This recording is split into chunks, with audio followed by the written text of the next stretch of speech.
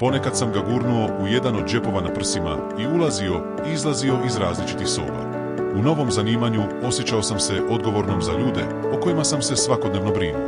Prvih nekoliko dana morao sam sjediti pokraj iskusnog člana osoblja, a samo 3 dana kasnije smatrao sam se spremnim i morao sam se brinuti o teško bolesnim pacijentima. Posao mi je povećao izgubljeno samopouzdanje, ali me i razveselio što sada mogu osobno pomagati bolesnima i slabima u njezi. Ono zbog čega sam bio sretan je što sam odjednom počeo provoditi vrijeme sa suradnicima istih godina. Većinu vremena sjedio sam pokraj jednog od bolničkih kreveta i bdio nad pacijentima. Kad bi se nešto promijenilo u pacijentovom zdravstvenom stanju, morao sam odlučiti ili brzo pozvati liječnika ili medicinsku sestru. Dio mojih dužnosti bilo je pranje pacijenata s visokom temperaturom sa alkoholom. Svakodnevno sam puno učio i ubrzo sam se morao brinuti o pacijentima s teškim srčanim problemima. U svom novom zanimanju naučio sam čitati s monitora postavljenih uz bolesničke krevete. Nakon nekog vremena morao sam se brinuti i za pacijente s drugim bolestima. Ubrzo su me prebacili na odjel za zarazne bolesti u susjednu kuću. U novom odjelu svi smo nosili različitu zelenu radnu odjeću. Sada sam bio prisiljen biti dodatno pažljiv i oprezniji, kako me ne bi zarazila ova ili ona stvar koja je poharala takav odjel. Kad god sam posjećivao sobe pacijenata, uvijek sam zamolio nekoga od osoblja da mi pomogne da se obučem. Zatim sam promijenio odjeću koju sam nosio za drugu čistu. U dodiru sa svime postojao je određeni rizik od infekcije. Kad je došlo vrijeme ručka, otišao sam ručati u našu zajedničku blagovaonicu. Niko iz ostalih odjela nije se usudio sjesti do mene. Uživao sam u radu u bolnici. Uštedio sam nešto novca od onoga što sam zaradio. Na dan kada je stigla plaća, otišao sam i kupio si auto. Koji dan prije toga odabrao sam jedan. Na kraju sam kupio svoj dugočekivani auto i san koji sam oduvijek sanjao se ostvario. Iako Vasa i ja godinama nismo imali kontakta, ipak sam otišao kod nje. Otišao sam joj pokazati auto, ali i da ona vidi da sam prošao kroz život bez njezine pomoći. Nakon što je završio privremeni rad od 2 mjeseca i posao, bio sam prisiljen pronaći nešto drugo raditi tijekom dana. Netko mi je rekao da postoji kolet gdje se mogu prijaviti za osnovnu školu. Ono što sam još saznao je da se u takvoj školi moglo živjeti i jesti ako se hoće.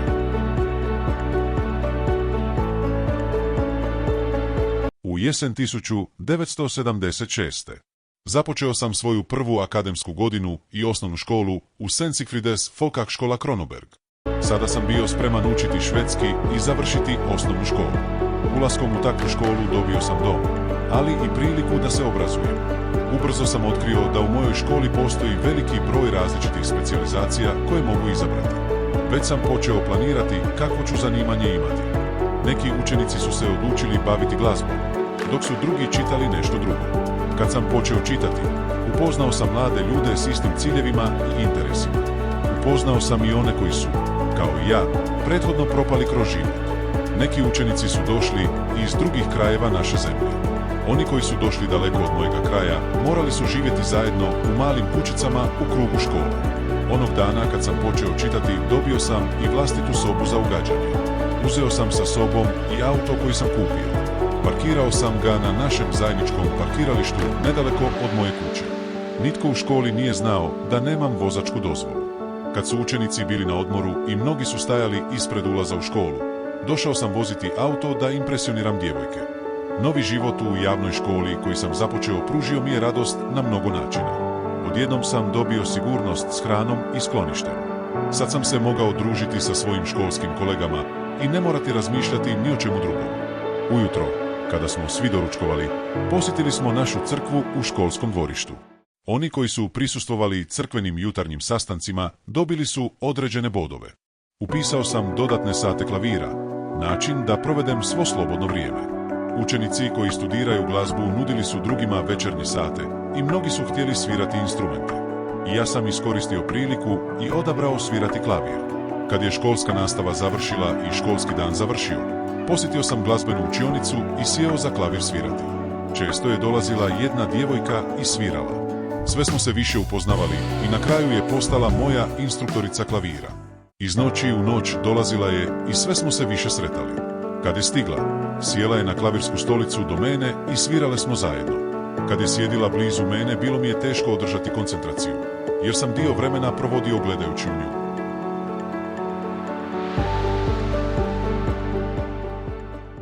Jednog dana posjetio me Kito, muškarac srednjih godina, malen, normalne građe, jednostavno odjeven i sjede kose. Bio je porijeklom iz Hrvatske. Iako je duže živio u Švedskoj, slabo je govorio švedski. Volvo koji je dovezao parkirao je na parkiralištu nedaleko od mog auta. Činilo se da nikome od učenika nije smetalo što on dolazi. Bio je to prvi put da smo se Kito i ja sreli. Kad je došao, pitao sam se sa kojom svrhom je takova posjeta. Ubrzo se ispostavilo da mu je netko pričao o životu koji sam prije živio.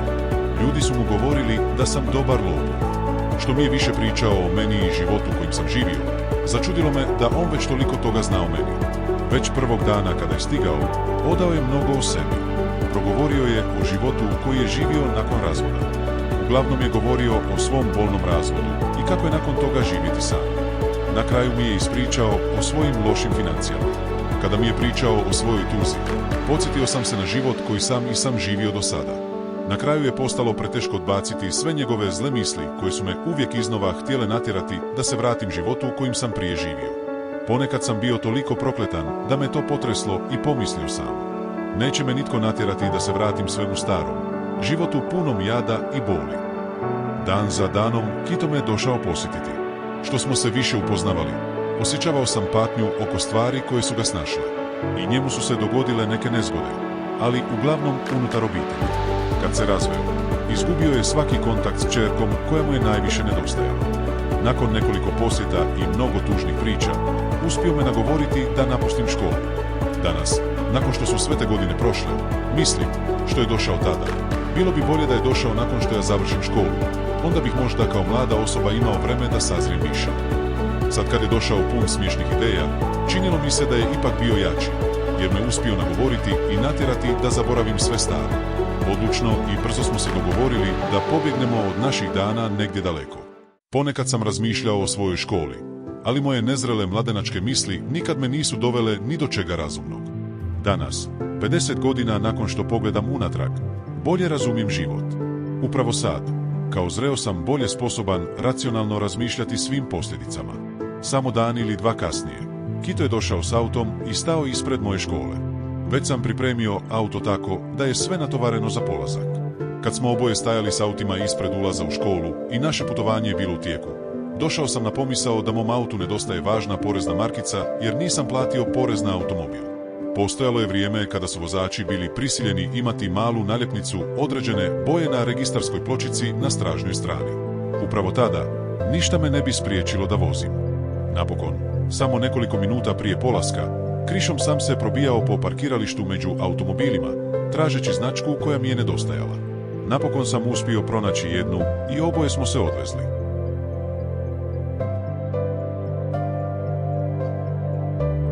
Kito koji je bio sa mnom, vozio je ispred mene grad za gradom. Imali smo vremena proći mnoge gradove prije no što je pala noć. Izvan svog sigurnog doma i škole, vozio sam za njim kilometar za kilometrom i daleko. Nakon 6 i 7 sati vožnje po mraku, otkrio sam da svijetli prometni znak. Doveo nas polako do centra koji nije bio sličan onom koji smo imali kod kuće. Mjesto i grad u koji smo stigli izgledali su jednostavno s nekoliko kuća uokolo. Ubrzo nakon toga otkrio sam da smo stigli u Dalarnu i grad mora. Nije to bilo mjesto koje je itko od nas poznavao. Kad sam izašao iz auta, bilo je neopisivo hladno s puno -stupnjeva na nekom proljetnom zraku. Odjeća koju sam nosio bila mi je toliko pripijena uz tijelo da mi nije pristajala. Moj kabriolet nije bio prilagođen velikoj hladnoći. Kad su se oba automobila parkirala, nastavili smo pješice. Otkrio sam hotel Mora i bio sam sretan jer sam bio umoran. U donjem dijelu prizemlja, nedaleko od recepcije, glazba je bila u punom jeku, a veseli posjetioci su sjedili s pivom ispred sebe. Bio sam umoran, ali i znatiželjan na kakvo smo mjesto došli. Kad smo prošli recepciju i ušli u prostoriju zvanu salon, pogledale su nas znatiželjne oči. Jedan stol je bio slobodan i sjeli smo. Već kad smo ušli, činilo mi se da je lako upoznati ljude. Kako je noć odmicala, upoznavali smo ljude i netko je došao savjetom gdje bismo mogli iznajmiti sobu. Kad je glazba prestala, a hotel Mora bio pred zatvaranjem, napustili smo mjesto i nastavili besciljno šetati gradom. Trebalo je čekati da se ljudi probude i da dođe jutro. Vrijeme je polako prolazilo i nebo se razvedrilo. Prvo sam nazvao broj telefona koji mi je dao jedan od gostiju. Javila se žena. Onda smo dogovorili sastanak da se nađemo. Čak je i na početku našeg razgovora djelovala pristojno. Prvo je objasnila da ima samo jednostavnu sobu za unajmiti za nas oboje i otišli smo je posjetiti. Soba koju je iznajmila bila je mala i nedaleko od njezine kuhinje. Sve me podsjećalo na bakin jednostavan dom. Ono što je više puta istaknula je da je prostor mali i da stoga uzima najam od 100 kruna mjesečno. Tada smo prihvatili njezinu ponudu i počeli živjeti zajedno. Žena koju smo sreli bila je stara. Kasnije navečer kad smo prijatelj i ja došli kući, ona je uvijek bila budna i dolazila nam je praviti društvo. Sve je izgledalo kao da je dugo živjela usamljeničkim životom. Ubrzo se po gradu pročulo da su u posjetu 2 stranca. Iz noći u noć posjećivali smo Mora hotel jer smo oboje htjeli plesati. Dešavalo se da se raziđemo ako netko od nas upozna djevojku.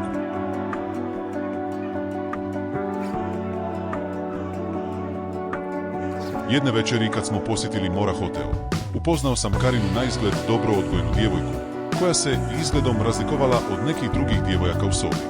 Bila je visoka, ravne kose, svjetloplavih očiju i skladnog tijela. Neizbježno, ali suzdržano, pogledao sam njezinu svijetlu kovrčavu kosu koja joj se protezala ispod ramena. Kad je po sobi hodala, muškarcima je bilo teško ne okrenuti se. Tu večer dobio sam mnogo pitanja od nje. Na neka od njih je bilo teško odgovoriti i zbog njih sam začutio. Mora je bila mali grad u kojem su se ljudi poznavali. Već prvi dan kad smo došli stekao sam dojam da je ljudima gore. Tijekom dana posjetili smo susjedno selo Orsa, udaljeno samo nekoliko kilometara. Danas bolje razumijem da susjedno selo kojeg smo posjetili danas ima određeni značaj kroz povijest, ali i unutar glazbenog života. Za kraćenje dana često smo sjedili u jedinom Orsinom kafiću i slušali glazbu. Prekrasan staromodni džubo bio je postavljen u kut. Kad smo posjećivali mjesto dolazili su mladi i radoznali pogledi su brzo nas promatrali. Stanovnici su bili znatiželjni vidjeti 2 stranca kako borave u njihovom selu. Vjerojatno smo bili jedini stranci koje su vidjeli i upoznali. Svaki put kad bismo se Kito i ja negdje pojavili, ljudi bi bili jednako iznenađeni kad vide 2 stranca kako šetaju njihovim selom. Ponekad sam vidio kako se ljudi okreću i znatiželjno nas gledaju. Svakodnevno smo išli tamoamo između ta 2 grada. Vrlo brzo smo uspjeli upoznati ljude oko sebe. Kad je došla večer, posjetili smo Mora hotel i kupili si nešto za piće. Uglavnom smo damama nudili nešto, jer su sjedile s nama i navečer nam pravile društvo.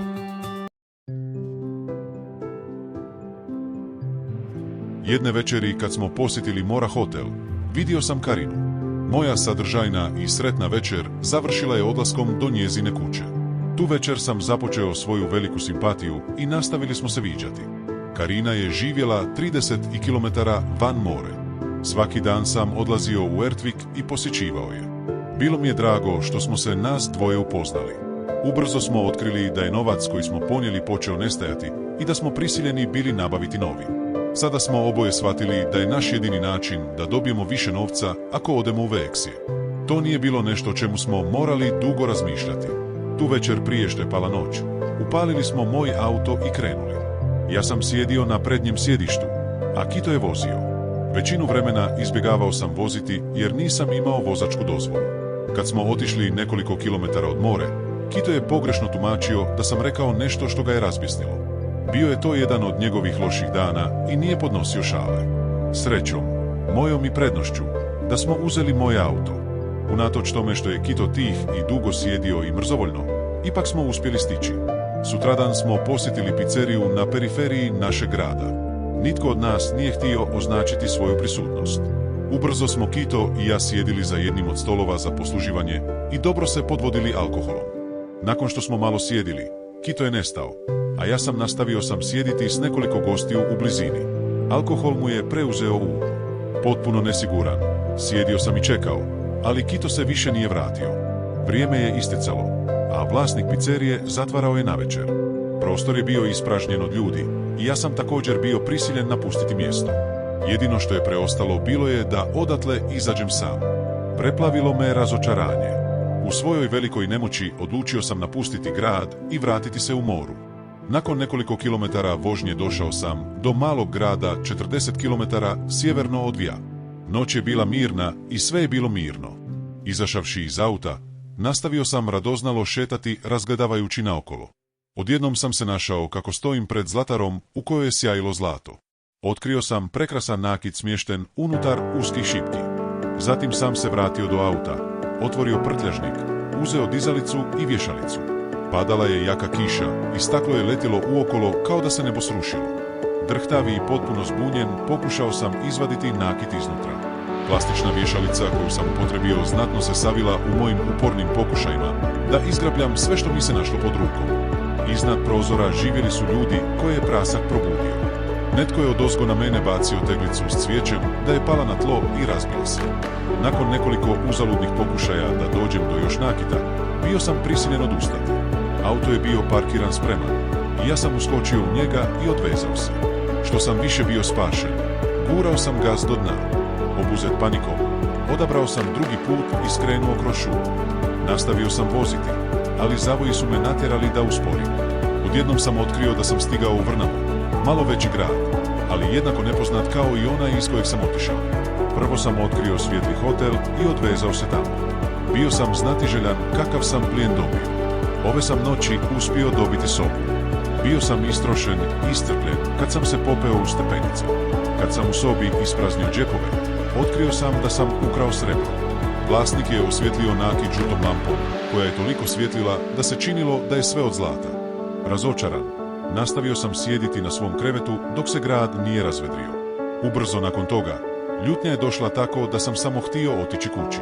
Sad mi se više nije jeo doručak koji inače nude hoteli. Napokon sam pomislio na dugačak put koji mi je još preostajao. Već u 12 sati sam uspio biti tamo. Kito koji me ostavio sam u pizzeriji, sjeo je na vlak i već bio doma. Kad sam otključao vrata i ušao, zatekao sam ga spavajući u svom krevetu. Prvo sam posjetio WC. Nisam imao vremena ništa učiniti prije nego što je netko pokucao na naša vrata.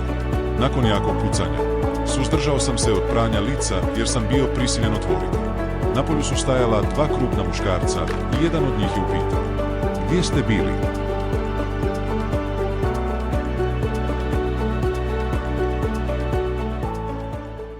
Čim sam ih vidio kako stoje vani, znao sam da su policajci. Nijem i užasnut, pokušavao sam izgovoriti riječi. U tom trenutku sam brzo htio objasniti da sam bio na svojoj čudnoj turneji. Kito se također probudio i stao kraj mene. Obojicu su nas zamolili da pođemo i samo nekoliko minuta kasnije bili smo na putu do policijske postaje Fejla. Kad je policijski auto stigao i parkirao ispred visoke sivozelene zgrade, zamoljeni smo da ga ostavimo. Jedan od policajaca otvorio je stražnja vrata i pomogao nam da izađemo. Nakon jednostavnog posjeta policijskoj postaji, bili smo zatvoreni svak u svojoj ćeliji i vrata su brzo zaključana. Nije prošlo dugo, a ispitivač je stigao. Imao sam priliku reći da sam počinio zločin sam i prijatelj je bio pušten. Tjedan za tjednom bio sam zaključan i nitko nije dolazio. Dani u pritvoru bili su dugi dok sam neizvjesno čekao ročište za ponovno uhićenje. Dok sam bio zatvoren i sjedio na krevetu u tišini oko sebe, razmišljao sam o djevojci koju sam upoznao. Odjednom je stajala ispred mene. Njezine sjajne plave oči više nisu bile iste. Sada sam vidio da su crni i prijeteći su me gledali. Napokon je došlo ročište o pritvoru i pušten sam. Vrijeme koje sam proveo u zatvoru povećalo je prodaju dnevnih novina. Jedine lokalne novine koje su pisale o dvojici kriminalaca koji su došli opljačkati seljane. Kad sam saznao što su novine pisale o meni, bio sam prisiljen pobjeći u grad koji sam napustio. Tamo se trebala održati glavna rasprava. Samo 2 tjedna nakon što sam otišao iz more, došlo je suđenje i izrečena je presuda. Dobio sam mjesec dana zatvora. Sada sam prvi put dobio priliku posjetiti takvo mjesto. Moj novi dom ovaj je put bio bolje opremljen i nisam morao obavljati sve kućanske poslove kod kuće. Posao je također bio zagarantiran, a preko dana sam imao društvo. Radio sam 5 dana u tjednu, učeći šivati poštanske torbe za razliku od onoga što je moja majka radila u svojoj struci. I to me podsjetilo na sve. U večernjim satima, kada su zatvorenici bili zaključani u svojim ćelijama, obično sam bio tužan. Sjećanja sam vidio uživo.